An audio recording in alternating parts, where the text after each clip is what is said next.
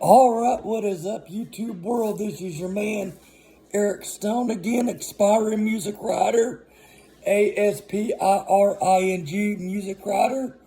It's a picture of me and Kevin Fowler on the profile pic. Please like, subscribe, share, comment, suggest, dislike, I don't care. Today, or this video, because I may do more than one video a day to catch up. Need to get back in the routine. But this video is 10 songs that I love that are also covers. And if you don't know what a cover is, I know a lot of people probably do.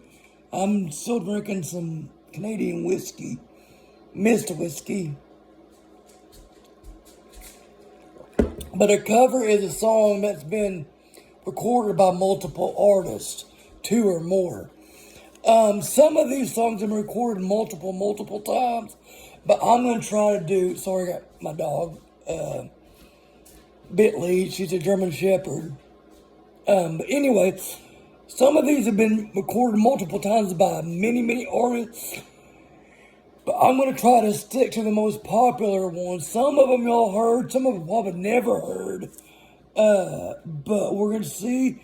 And I just love doing these facts and looking up these researches and shit like that. So, but I was going to do 30, but I think I'm going to do 10 to 10.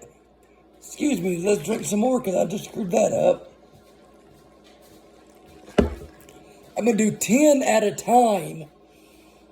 This will be like 10 songs, part 1, because there's so many different songs that have been covered multiple times.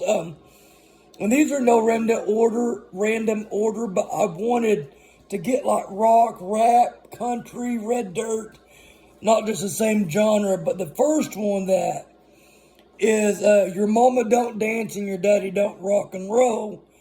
That was originally recorded by Loggins and Messina. I think that's how you say Messin. It was before Kenny Loggins was in Hall & Oates, or am I way off? No, never mind. Sorry, I got to think of another band. But anyways, it was recorded by Kenny Loggins and a guy named, last name Messina, Messina, on their self-titled 1972 album. And then years later, Poison did it on their second album, Open Up and Say All, in 1988, which is my favorite album of theirs. I'm a big 80s hair metal, glam metal, whatever you want to call it, fan. They did it, years later. The second song on this album, no, I keep saying album because I do album covers. I'm a little drunk too. But on this list is Walk This Way. That was originally recorded by Aerosmith on Toys in the Attic in 1975. But a lot of the rappers use that drum beat for their beats in early rap songs. They didn't know who the hell recorded it, but they just knew it was a cool beat, and so many rappers used it. And then in 1988, oddly enough, since when Poison, we were talking about earlier, but anyways, Run DMC came out with it in 1988 on their Raising Hell album. And if you've never done any research on Run DMC, they are a great, absolute fantastic rap group from the 80s. And when they did this, there's a video of them collaborating, Aerosmith and Run DMC. And, I mean, it just took it by storm, because they got, whoever thought of the idea, I think it was, oh God, what is his name? He's a big producer. I can't think of what his name is right now. It'll come to me later. Had the idea to bring blacks and whites together without being racist and all that stuff. So, and it was a big deal because, it brought, it recharged Aerosmith's career, and it just boosted more of Run DMC's great song. The third one is Girls Just Want to Have Fun.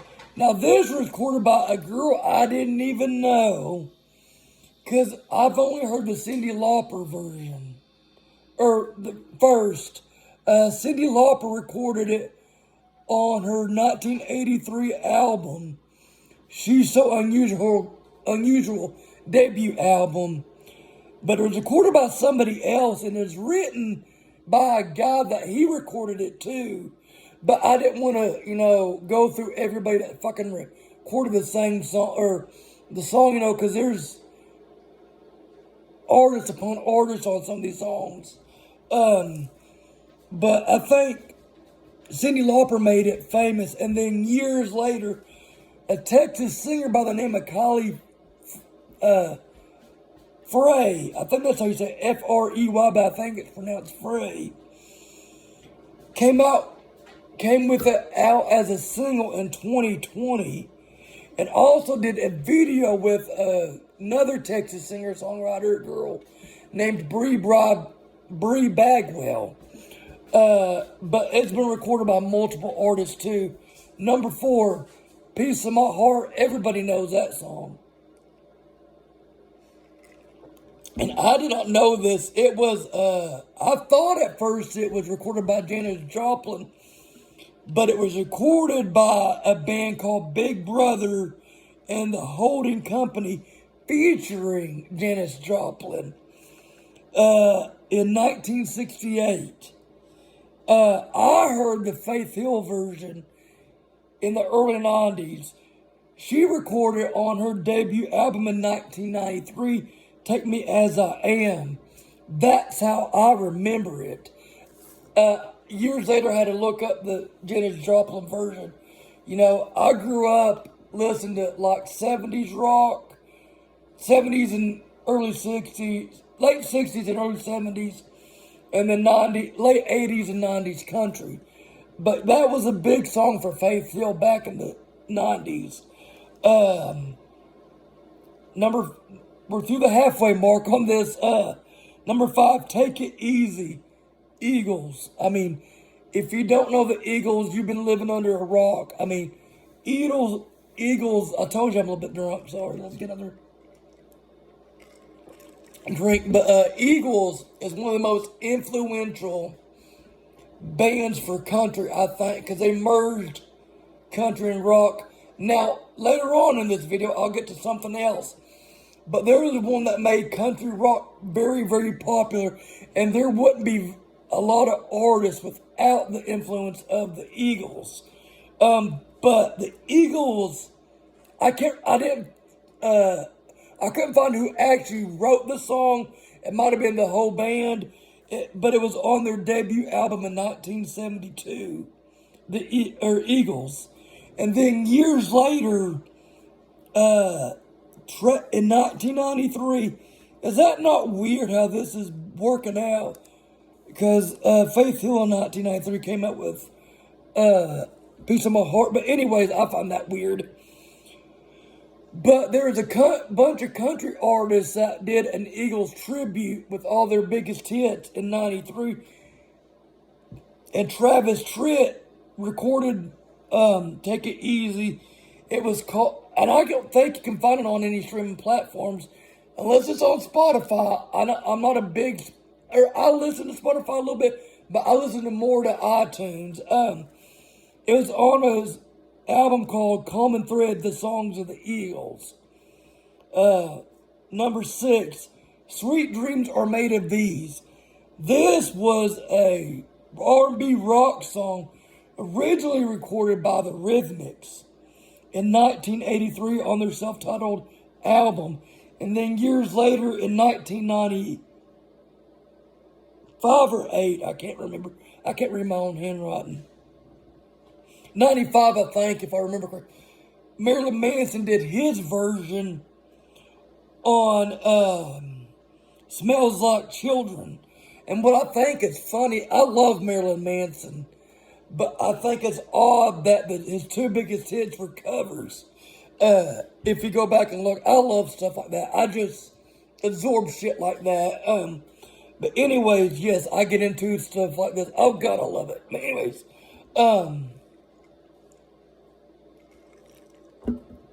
number 7 on this list of 10 songs that were covers, were also covers, Smooth Criminal. That was a Michael Jackson song.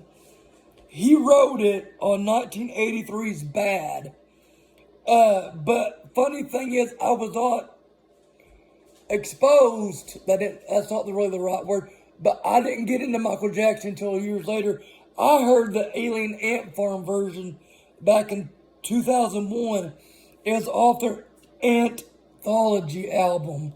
They come out with it, and then years later, and I hate to say this, but when Michael Jackson died, I did a lot of research and figured out that he actually wrote this song and come out with it years before Alien Ant Farm recorded, and I love both versions. Another one, Fancy. Everybody knows that song by Reba. It was actually a pop hit for Bobby Gentry. She wrote it back in 1970. It was a crossover success. I can't remember I think I got to like number 30 on the charts. I was looking it up earlier, but it was more of a pop hit back then.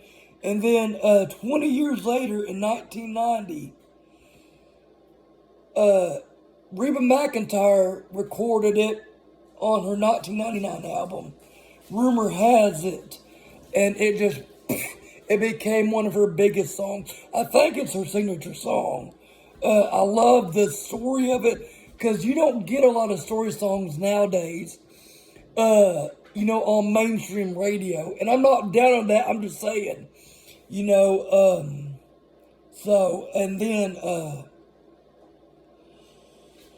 and I'm going to switch up the last 2 songs because I'm going to end this video a little bit differently. But anyways, number 9, El Cerrito Place. It was a song written by a guy named Keith Gaddis. He is a great songwriter. He's written 4 or 5 songs that Charlie Robinson, Robinson, no N in the middle. He's a great songwriter. But Charlie Robinson recorded it on his 2004 album, Good Times.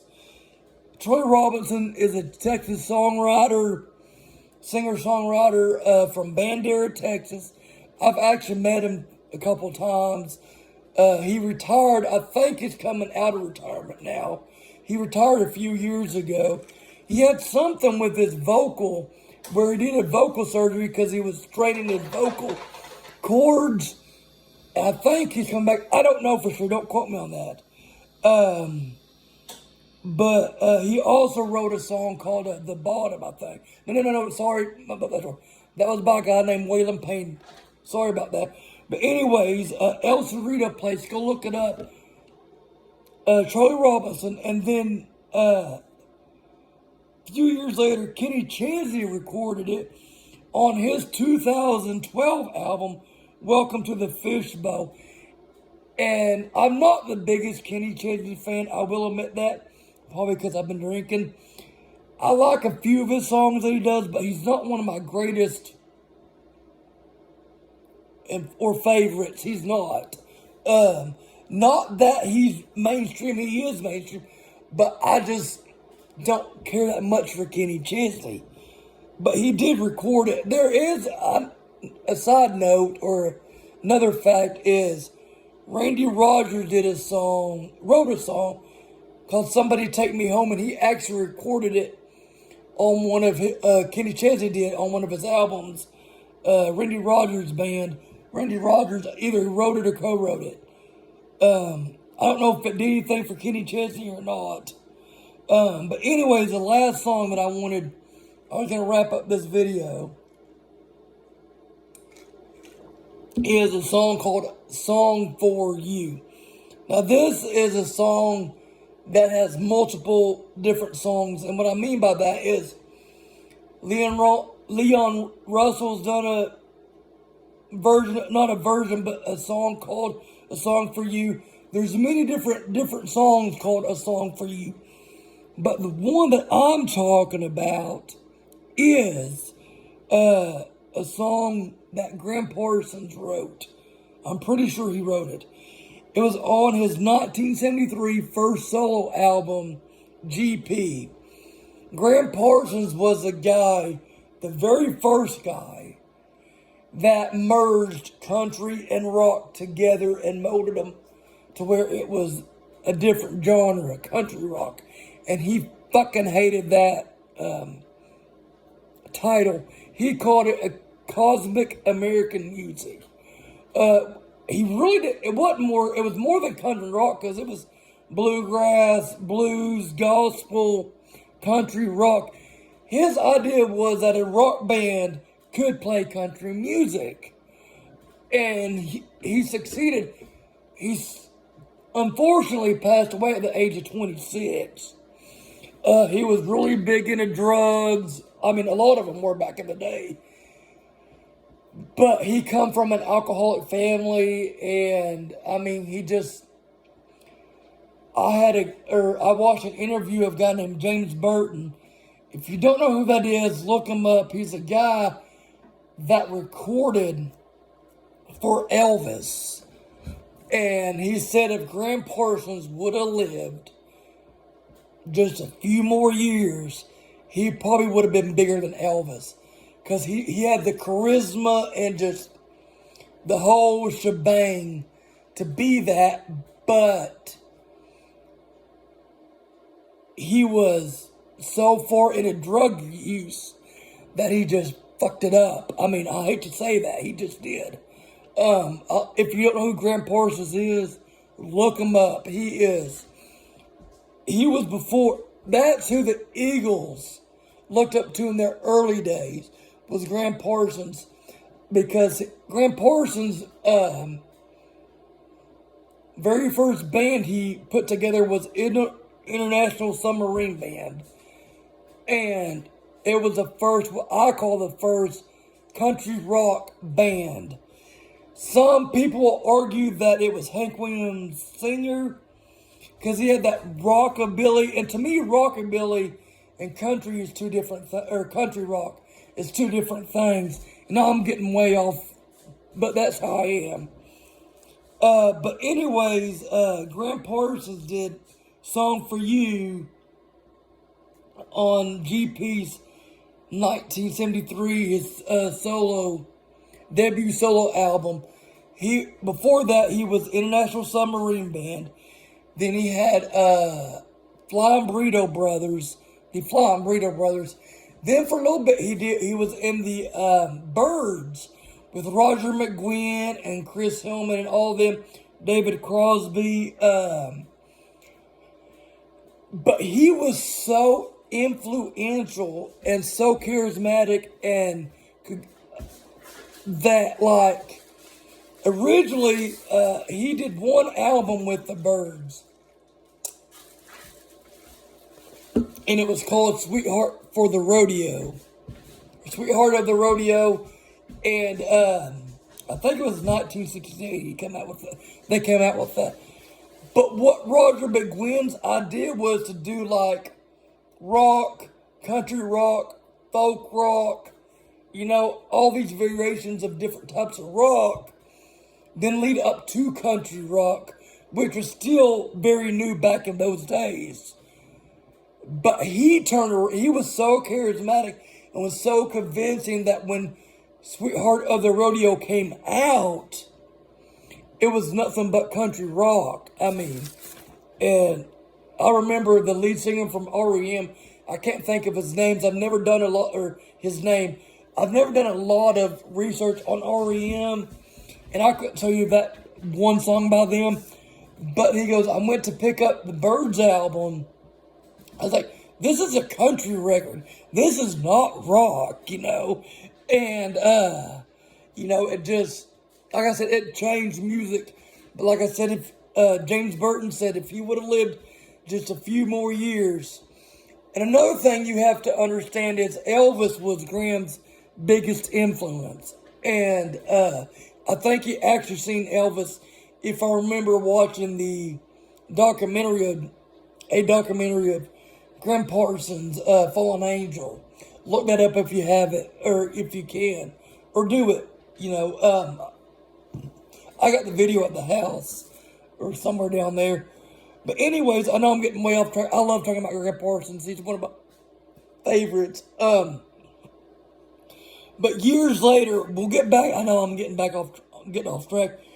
Jason Boland and the Stragglers is a country red dirt band from Oklahoma, and they did a live version on their 2002 album, Live at Billy Bob's. So that's the end of this list that I got for the 10 songs that were covers that are favorite. Like I said, Jason Boland's is a little bit better than, I like both of them, but like I said, and I got a lot more.